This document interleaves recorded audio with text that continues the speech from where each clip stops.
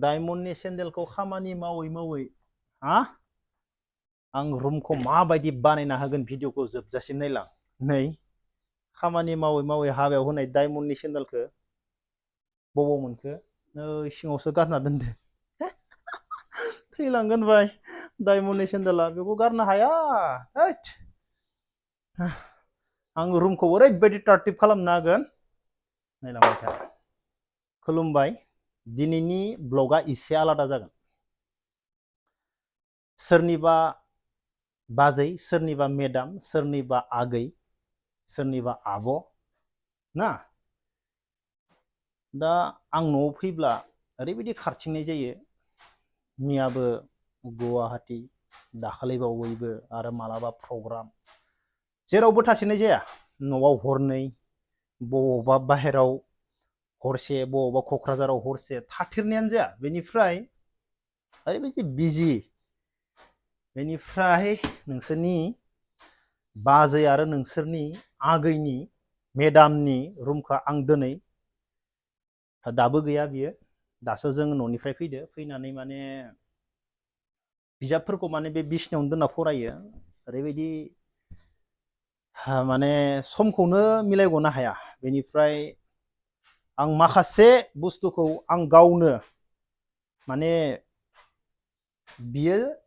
जेराव दोन्दोंमोन बेखौ आङो आलाय सिलाय खालामबाय बेनिफ्राय नै ट्रलि बेग बेनिफ्राय नै सियारफोराव दख'ना बेफोरबायदि बेनिफ्राय माखासे बिजाबफोराबो नै हायाव गोजा आं बोख्लायथ'दों बेनिफ्राय बिचारा माइरंबो गैबावा नै माइरंबो गैबावा अन्थावथावनो माइरंबो गैबावा आलाय सिलाय बिचाराया बेनिफ्राय बेखौ आङो दाख्लैबावै बानायना होबाय बेनिफ्राय दा मोनसे बुस्थु नांबावगौ बेवहाय गेस टेबोल अब्लानिया बे हाबजोबसिगोन ना गाहायाव संनायनि गोबां बाथ्रा दं दै गाहायाव मानो थाखाय संदोंमोन मानो थाखाय टेबोल होआखैमोन टेबोलाव मानो सङाखैमोन आं बेखौ खोन्थाथ'वा बाट आं दा बेवहाय गेसनि मोनसे टेबोल लाबनांगौ अब्लानिया मोजां जाबोबाय रुमा फिसाबाबो बेनिफ्राय दा आं खामानि मावनायदो ओरैबायदि खामानि मावगोन आं माबायदि आङो टार्टिब खालामगोन दा आलाय सिलाय ना गासैबो बे आलाय सिलाय बेफोरखौ आङो उल्थां फाल्थां खालामजोबनानै आङो टार्टिब खालामगोन माबायदि जायो एन्डआव आं देखायगोन बेनिफ्राय मन्दिरखौथ' आङो साफ साफाय खालामबाय दा आङो खामानि मावनोसै आं मा सानदो जोंनि आइडिया जों मालफोरखौ माबायदि दोनो माबायदि बानायो बेखौ बोख्लायगोन आङो बेखौ बोख्लायबाय आं बानायगोन आलादा बानायगोन ओरैबायदि बानायगोन आं बेखौ आं बेवहाय दोना बेखौ आङो नै बे डाइनिं टेबोलनि सिङाव सोबाय आं अके डाइनिं टेबोलनि सिङाव सोबाय आं डाइनिं टेबोलनि सिङाव सोना आङो बेखौ मा खालामगोन ओरैबायदि टार्टिब खालामगोन आं दायो बियो गावनि रुमखौ नुबा बागदावलायनाय खालामगोन आं गावनि रुमखौ नुबा बिजाबफोरा बबाव थांखो बबाव दोनखो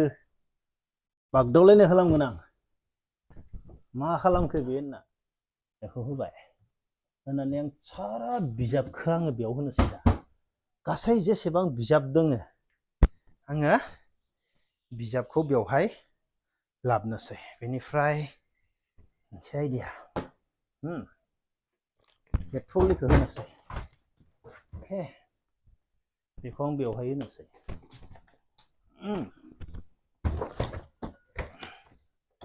बेखौ बेवहाय होबाय बेनिफ्राय बेखौ खोबनोसै ना सिम्पोल आइडिया बेखौ खोब्बाय बरिया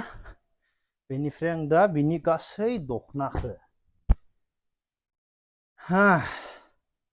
गासै आं जिखौ बेवहाय दोनना होनोसै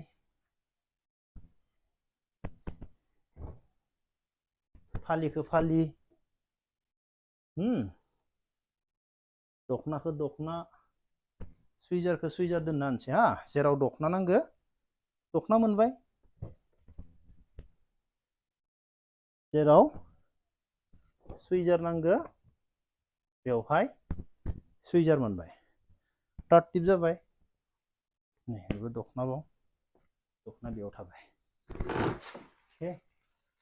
जाबाय ओमफ्राय दा मा जागोन बिजाब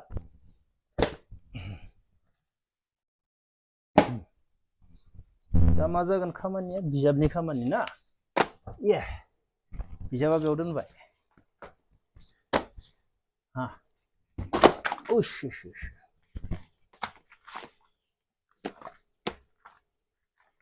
बायदि रुमनि गोबां आंखाल बेवहाय रुम मोना मोजां रुम मोना खस्थ' मस्थ' थाथ'नांसिगोन आरो बिराद खस्थ' मस्थ' थाथ'नानै बेनिफ्राय बिजा बेफोर देलायग्रा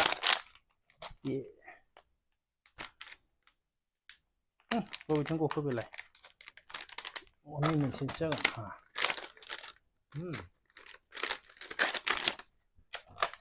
जाबाय बेफोर मिथाइ बेफोर घरि बेफोर माखासे देलायग्रायाबो बेवहाय थांबाय ना बरिया बागदावलायगोन आं बेखौ मा खालामखो होनना बबाव थांखो आंनि बिसना सायाव थानाय बिजाब बेवहाय लाबोबाय